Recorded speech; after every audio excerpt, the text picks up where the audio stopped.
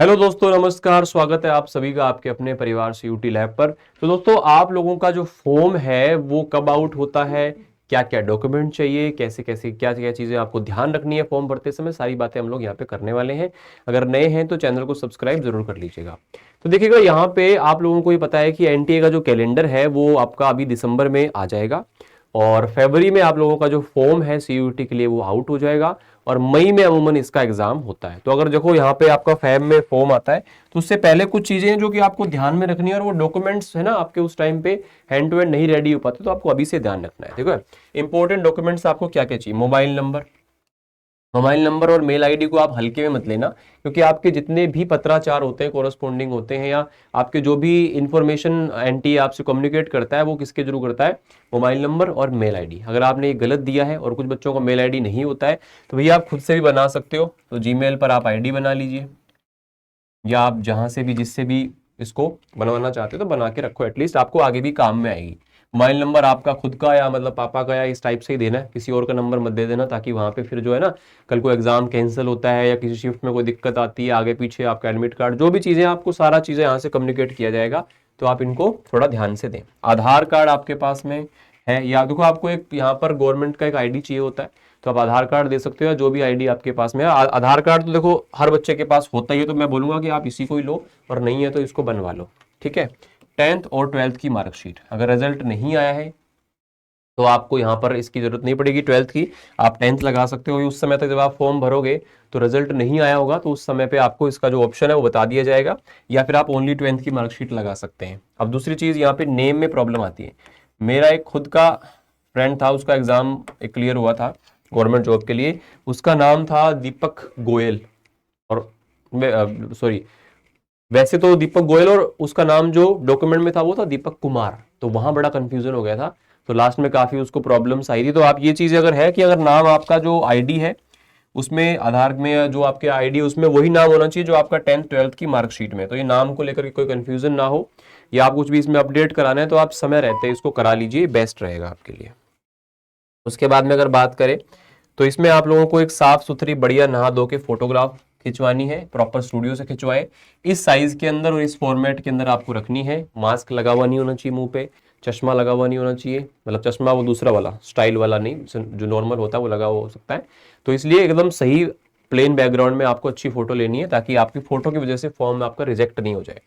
Signature जो है आप लोगों को यहाँ पर एक रनिंग हैंड में करने, कुछ बच्चे इसको लिख देते हैं कैपिटल में, जैसे मेरा नाम सपोज अमित है, तो बच्चे इस तरह से नहीं, सिग्नेचर का मतलब होता है आप लोगों का रनिंग हैंड में सिग्नेचर जो है वो होगा। ठीक है, ए कैपिटल हो सकता है। ये फॉर्मेट है आप लोगों का, इसके अंदर आपको रखना है और इस साइज के अंदर ही वो अपलोड वहां पे हो पाएगी। कैटेगरी सर्टिफिकेट्स जो है, देखो कुछ सर्टिफिकेट्स तो ऐसे हैं जो कि एक बार बनवा लिए तो वही चलते हैं, और दूसरी चीज ये कुछ में आपको अपडेशन कराना पड़ता है। और आपको यहाँ पर जो सर्टिफिकेट्स चाहिए मेरे भाई, वो आप लोगों को सेंटर लेवल के चाहिए, क्योंकि ये सेंटर लेवल का है ना, CUET।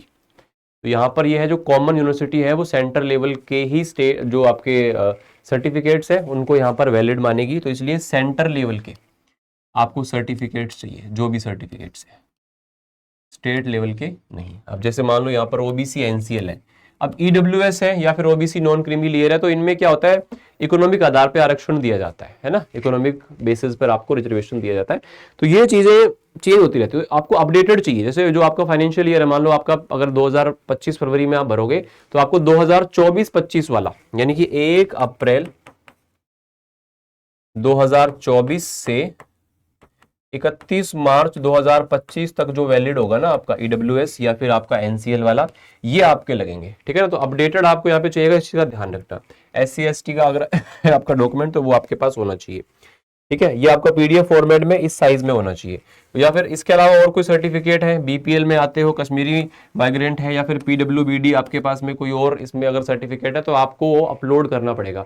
वो पूछेगा ना कोई सर्टिफिकेट है, यस करोगे तो वहां पे आपको अपलोड भी करना पड़ेगा। तो ये सर्टिफिकेट आप लोगों के पास में होने चाहिए, फॉर द सेफ साइड आपको बना करके पहले रखने हैं।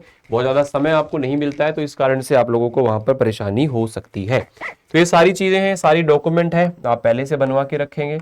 बाकी आप अपनी सीयूटी की प्रिपरेशन को 12th शुरू होते ही या फिर 12th और 11th के बीच में जो समय आता है ना, वहीं से तैयारी करना शुरू कर दो तो आपको दिक्कत नहीं है। जैसे मान लो नीट वाले, जेई वाले हैं, तो वो क्या 10th के बाद ही या उससे पहले से ही मतलब उनका एक माइंड हो जाता है कि हमें करना है मेरे को ये, तो आपको अगर अच्छे कॉलेजेस में जाना है ना, आप अगर दिल्ली यूनिवर्सिटी के, BHU के और इनके अच्छे कॉलेजेस में जाओगे तो वहां से कंपनी के प्लेसमेंट्स अच्छे होते हैं, बढ़िया पैकेजेस लगते हैं। तो अच्छी जगह पे जाओगे, अच्छा पढ़ोगे, और फीस भी वहां पर कुछ गवर्नमेंट कॉलेजेस में काफी कम होती है। तो कम फीस में आप अच्छी शिक्षा प्राप्त करना चाहते हो तो इस एग्जाम को आपको क्लियर करना है। और इसको आप थोड़ा सा अभी से ही टारगेट बनाएं कि आपको कौन सा कोर्स और कौन सी कॉलेज यूनिवर्सिटी के अंदर आपको जाने का है। ठीक है ना, तो अभी से ही उसको टारगेट करो उसी के हिसाब से, क्योंकि सब्जेक्ट के कॉम्बिनेशंस बनते हैं। तो सब्जेक्ट कॉम्बिनेशन चूज करोगे तभी तो सब्जेक्ट की पढ़ाई शुरू करोगे। जब कॉम्बिनेशन ही आप बनाओगे 12th के बाद तो कब पढ़ाई करोगे। तो ये सारे डॉक्यूमेंट्स आप बनवा के रखें। बाकी कोई आपको अगर डाउट हो तो आप नीचे कमेंट सेक्शन में इसके बारे में पूछ सकते हैं, आपको उसका रिप्लाई मिलेगा। वीडियो को यहाँ तक देखें और हेल्पफुल लगा है तो चैनल सब्सक्राइब कर लो, फ्री क्लासेस भी आपको यहाँ पर मिलने वाली है। थैंक यू सो मच, शुक्रिया।